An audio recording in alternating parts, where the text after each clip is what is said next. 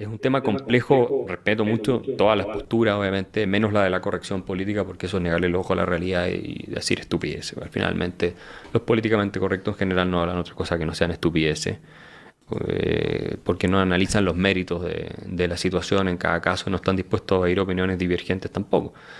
Pero hay distintas visiones sobre esto. Hay musulmanes que creen que el Islam no puede integrarse, hay otros que sí creen que sí. Hay que oír todos los argumentos y tratar de apoyar a los más moderados y los reformistas, porque los hay. También dentro de los mismos imanes, los mismos líderes musulmanes, son pocos, pero los hay. Y que apoyan un Islam mucho más moderado que se integre a la civilización occidental. Fíjate, esto igual te interesa respecto al Islam, que también lo estuvimos comentando, es que hablamos de un montón De poco, chicos. O sea, más antes de empezar. El Islam es un caso muy particular, ¿no? Porque en el caso del Islam, a diferencia de, por ejemplo, la religión católica o cristiana, ¿no? La tradicional occidental, o, por ejemplo, la judía también, no vivieron una transición que se adaptase a los tiempos modernos, a los tiempos contemporáneos. No hubo una reforma, no hubo un renacimiento a lo mejor de valores clásicos, ni un Haskalah que se apropiara de la ilustración moderna occidental. El problema con el Islam no es que no ocurriese eso porque simplemente no se dieron las circunstancias sociológicas, sino porque ha habido un esfuerzo dentro de las principales interpretaciones de la sunna, de la interpretación de los hadiths, del buen vivir musulmán, en contra de lo que además ya existe, tiene un nombre, se llama la vida con B y con H intercalada, que lo que explica es el cambio, ¿no? El cambio de lo que decían los yo lo llamo los padres fundadores del Corán, ¿no? Que eran, pues eso, Mahoma y sus descendientes y seguidores. Y es que hay un esfuerzo constante, incluso dentro de los propios hadices, de decir que todo aquello que sea vida, que sea renovación, que sea algo nuevo, está condenado. Porque todo aquello que se salga de lo que dice la palabra de Allah es contrario a lo bueno. Y eso lo dicen explícitamente.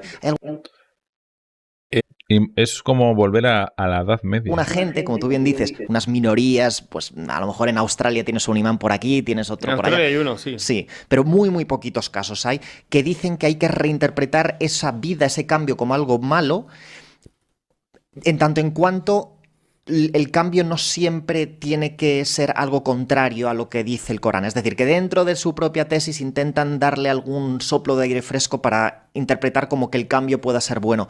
Pero el salafismo en concreto, ¿no? Que es la interpretación Hanbali, de las 4 interpretaciones, la más intensa y la que más avance está teniendo. Sí, la más dura. Claro, esa interpretación es contraria a la vida, contraria a cualquier tipo de cambio. Es precisamente el salafismo, es la vuelta a los principios esenciales del Corán.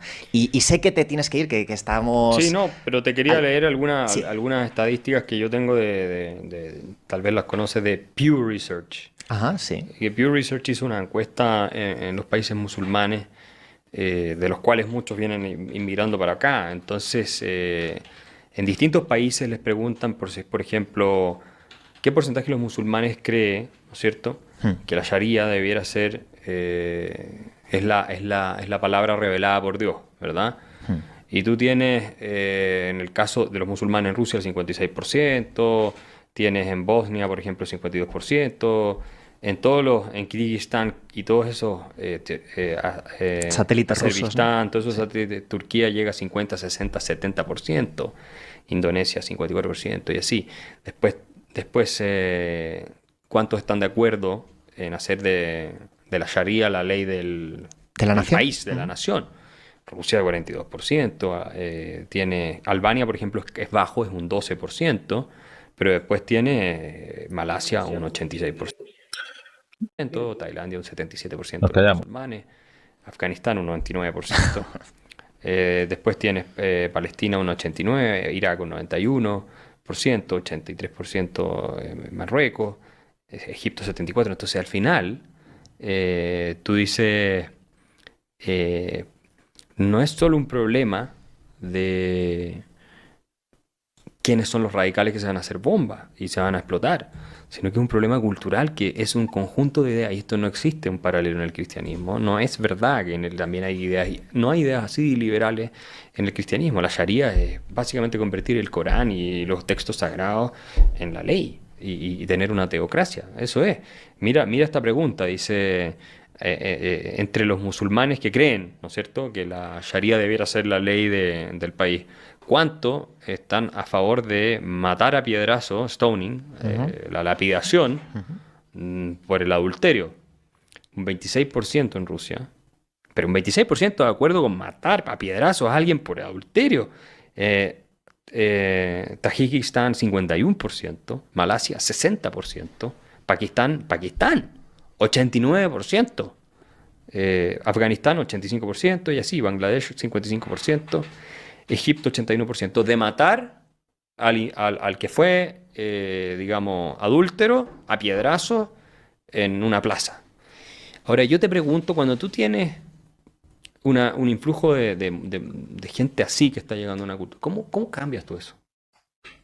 Y yo estoy totalmente de acuerdo con lo que tú dices, y ahí voy a Jan Hirsi, que es musulmana, ella también, o fue musulmana, sigue siéndolo yo creo, y que escapó de África, digamos, la sometieron a la ablación de sus genitales desde chica, su papá le iba a casar forzadamente, que es una práctica común, y se escapó, terminó siendo diputada en Holanda, después ahora está haciendo clases en Harvard, y bueno, hoy día también la esposa de Neil Ferguson, ella ha escrito mucho sobre este tema, tiene que andar con guardia todo el tiempo, todos los 365 días del año, porque ya solo eso, tiene amenazas de muerte. Yo no sé cuánta gente católica está amenazada de muerte por haber hecho películas donde muestran a Jesucristo haciendo cualquier cosa, prácticamente orgías, digamos. Trata tú de hacer algo así con los musulmanes con Mahoma, a ver cómo te va. O dibujarlo, solo dibujarlo. Entonces finalmente estás en una situación en que, no sé, es ridículo lo que se dice, como que estos son un par de radicales y el resto no tiene problema. O sea, hay cantidad, esta es una encuesta súper seria, Pew Research independiente, nadie la cuestiona, ni de izquierda ni de derecha. Hay problemas culturales extendidos, que son porcentajes muy significativos de la población en la población musulmana, porcentajes grandísimos de la población musulmana. No siempre es la mayoría, no todos son así, no, pero son números lo suficientemente grandes como para pensar que hay un problema con el Islam. Y yo sí creo que el Islam en su forma actual no es compatible con Occidente.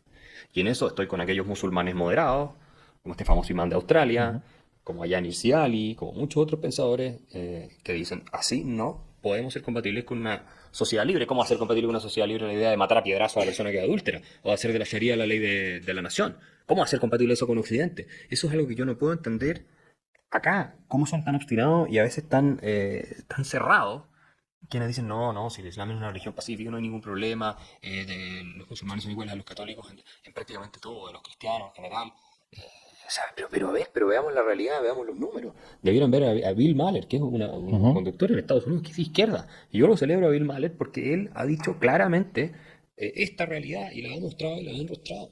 Entonces, con números, con antecedentes y todo esto, ¿por qué le vamos a tener mal a los musulmanes? Nadie le tiene mal a los musulmanes. Yo le tengo buena a los musulmanes moderados. Yo tengo mal a cualquiera que quiera acabar con la sociedad libre, sea musulmán, sea fascista, comunista, nazi, sea fanático cristiano, sea lo que sea. Eso es algo que yo no quiero. Ahora, sí hay por número y por lo que estamos enfrentando en Occidente, no, la amenaza no viene de esos lados.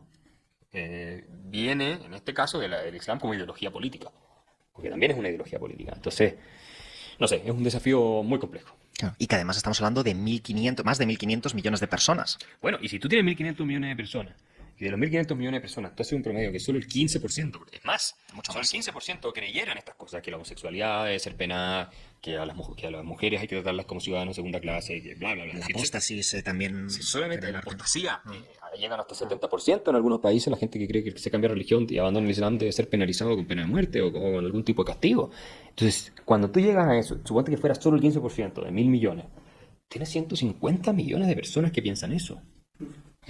Pero lo piensan convencidamente y dentro de ellos probablemente un gran número apoya la yihad y la idea de construir el califato y toda esa cuestión. Entonces son varias decenas de millones, no estamos hablando de 5, de 1.000, de 10.000, de 20.000, de 100.000. No, si te digo que solo en Inglaterra hay 23.000 yihadistas identificados. Sí, es un engaño. Y Inglaterra es un país, una isla enana, insignificante, con una población de ¿cuánto? 80 millones o menos, ¿no? 60, 70, sí. Debe ser menos de 60, sí, 60 por ahí, ¿no? ¿no? Sí. Entonces, imagínate qué es lo que puedes encontrar en Pakistán, en Afganistán, en Irak, en todas esas partes. La cantidad de gente convencida de esto. Y tú quieres tener fronteras abiertas con ellos.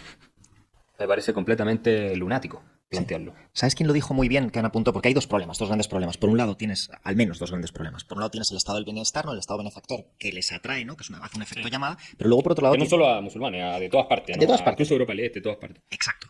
Eso por un lado. Pero por otro lado, tienes también el problema de la seguridad, que ese es el gran ángulo muerto que yo veo entre muchos liberales, que se centran mucho en la economía, pero no se dan cuenta del problema sociológico que es la seguridad, que yo creo que es mucho más importante incluso que la economía. Y eso, fíjate, tuvo unas palabras muy interesantes, el que hasta el 2014 fue el director de la Interpol, ¿no? Que es como el FBI europeo, se llamaba Ron Novo, que por cierto también era racialmente mezclado, o sea que también ahí no le puedes coger por eso, dijo algo así como que a lo mejor lo que habría que hacer, dada la oleada de nuevos atentados y de infiltración de musulmanes, especialmente radical, en la cultura europea, con los atentados que ya estaban empezando a ocurrir, era que se permitiese a la sociedad que se armase un poco parecido a Estados Unidos, para que se puedan defender. Claro. Sí, mira, la verdad es que yo hice un pronóstico aquí el año pasado, en mayo, cuando estuve, que Trump probablemente iba a ganar la elección, terminó ganando. Te voy a hacer otro pronóstico a ver si es verdad. Yo creo que el problema terrorista en Europa va a ser cada vez peor en lo sucesivo, en las próximas décadas o lo que sea. Y las libertades las vamos a ir restringiendo cada vez más por el problema de seguridad. Entonces los liberales que tanto hablan de que vengan todos y se queden, al final, ¿con qué criterio dicen eso si saben que la consecuencia inevitable va a ser que el Estado termine por poner una cámara en cada esquina, que empiece a controlar nuestras cuentas, que empiece a controlar absolutamente todo lo que hacemos y que tengamos militares armados en las calles caminando para que cualquier ruido que haya empiecen a disparar? Yo te digo, yo estuve en Bruselas el año pasado, precisamente me tocó exponer el Parlamento Europeo y después la Eurocopa viendo algunos partidos en la Plaza de Luxemburgo frente al Parlamento Europeo y pasaban los militares con fusiles de asalto, no eran policías, eran militares con fusiles de asalto. Y yo me acuerdo un alemán sentado al lado mío le dijo a sus amigos, no puedo creer que estamos en el centro de Europa y estamos viviendo como en Colombia, algo así, en los peores momentos del narcotráfico. O sea, hoy día tú tienes que en Inglaterra, Theresa May anunció que la policía armada y las fuerzas armadas van a empezar a patrullar las playas y resulta que vas a París y tienes militares con fusiles de asalto en cada esquina. A ver, ¿de qué estamos hablando? Ese es el ideario liberal y la idea del liberalismo que se está defendiendo. Insisto, no es que se tenga que restringir la inmigración creo que es positiva, es buena, puede ser de distinto y tiene que ser distinto, no sé si tiene que ser, pero puede ser abierta a distintos círculos culturales y creencias, pero finalmente Occidente tiene un valor central que es el valor de la tolerancia y de la libertad. Y cualquier cultura que no acepta la tolerancia, como creo, es incompatible con Occidente. Y si no llegan y se integran y adaptan aquí, porque si es uno a Totalmente de acuerdo, amigo. lo mismo, pero si son millones no da lo mismo, si son cientos de miles tampoco. Muchas gracias y nos vemos, No se chicos. adaptan aquí, no Adiós. se integran aquí, no estás ayudando a que la sociedad libre prospere en el futuro. Estás logrando todo lo contrario por seguir un principio dogmático que puede ser muy defendible y que yo también admiro, pero que en la práctica tienes que poder diferenciar y tienes que poder poner en toda su complejidad. Entonces, no sé, yo creo que esta situación va a seguir deteriorándose y espero que no haya algún día un atentado realmente espectacular, de esos que cuestan miles de vidas. No 20, 30, 40, 50, 80. No, de esos que cuestan miles, porque sabemos que tienen la capacidad de hacerlo.